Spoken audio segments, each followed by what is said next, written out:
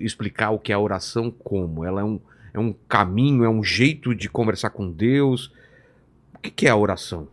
A oração é, Por que ela é tão poderosa e por que Jesus falou tanto sobre a oração? ela é profundamente poderosa porque ela é transcendente. Eu estou conversando aqui com você e essa nossa conversa tem um certo poder. Tem já, né? Já tem. Qualquer conversa. Qualquer conversa. Qualquer palavra que eu profiro, Isso.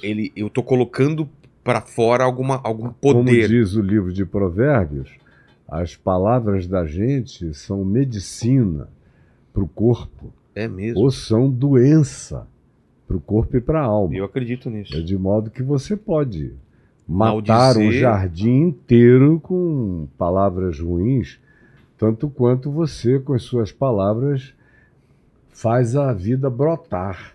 Brotar do chão da terra, brotar na alma das pessoas. Palavra não é brincadeira.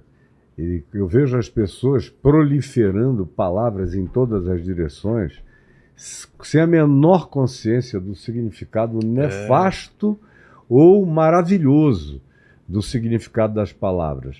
É tão forte que Jesus disse que de toda palavra frívola que sair da boca do ser humano, dessa palavra a gente presta contas no dia do juízo. Poxa.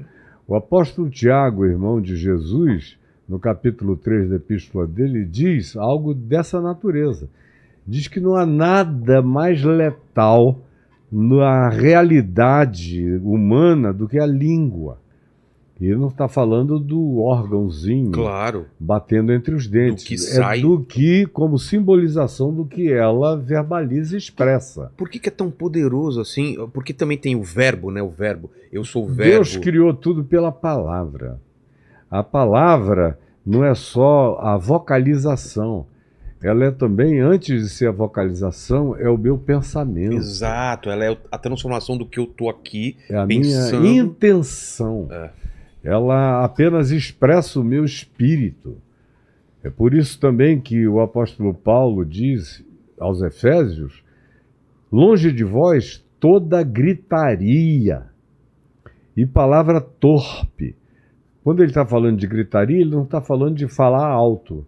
Ele está falando daquela gritaria que decorre do derrame de ira, de ódio, de raiva, de comunicação envenenada, perversa, degradante, destrutiva da gente contra o próximo. Por outro lado, as palavras têm esse poder abençoador sobre a vida dos outros. Transformador. A gente lê nos evangelhos Jesus, lá acerca de Jesus, dizendo: e ele, meramente pela palavra, curava os doentes e expulsava os demônios. Meramente pela palavra. Um leproso chega para ele e todo mundo correu, né? Porque o leproso no primeiro século e antes do primeiro século... Não tinha cura, né? E até há pouco tempo atrás eram pessoas das quais todos fugiam, se evadiam. E era contagioso. E naqueles dias de Jesus, além do contágio, que ninguém sabia explicar a razão cientificamente falando, ele era considerado um ente amaldiçoado. Então, quando o leproso chegou e todo mundo correu, Jesus se aproximou e ele falou de longe: Senhor, se tu quiseres, tu podes purificar-me. Aí Jesus não se satisfez com isso. O texto de Lucas diz que Jesus foi e patolou a mão no meio das chagas do cara, no meio do peito, cheio de pus e de ferida, e falou, tocando: eu quero, fica limpo. E o homem ficou purificado na mesma hora. Agora, Jesus não precisava nem tocar.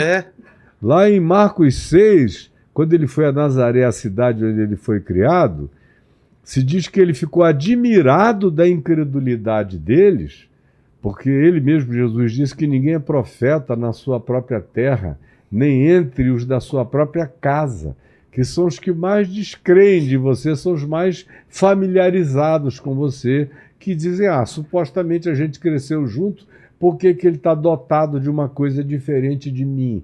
E aí a inveja toma conta, todos os sentimentos ruins afloram e o cara blinda o coração e não enxerga a graça de Deus bem presente na vida dele. Então lá em Nazaré, o texto de Marcos capítulo 6 diz que Jesus se admirou da incredulidade deles, porque entre eles não pôde curar muitos enfermos, senão alguns poucos, impondo-lhes as mãos.